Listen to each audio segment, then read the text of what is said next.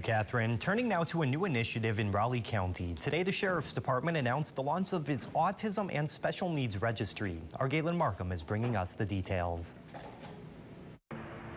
On Monday, the Raleigh County Sheriff's Office held a press conference to announce the launch of its county-wide Autism and Special Needs Registry. The registry allows parents of differently abled individuals to let first responders know how to best handle their child in an emergency situation. I think it's just the more information that we have, the better off everybody is.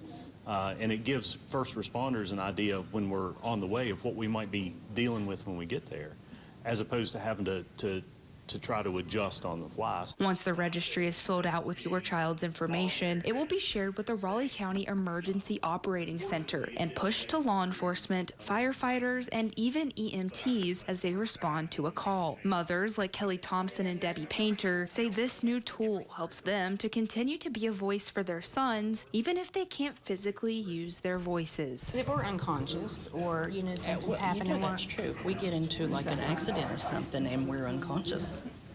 If we're unable to speak, if they have this information at their hands, they know our son's a runner, or our son does not speak, or our son is attracted to lights and sirens, they will go to the danger, not away from it. So I think the registry is a fantastic idea, and it's a great tool to be able to keep our children safe if we can't keep them safe in the moment. This registry was introduced to the West Virginia legislature during the last session, but was never picked up into law. On Monday, West Virginia Delegate Eric Brooks promised parents to help push this registry across the state. We'll be reintroducing this bill in February when we go back into a regular session.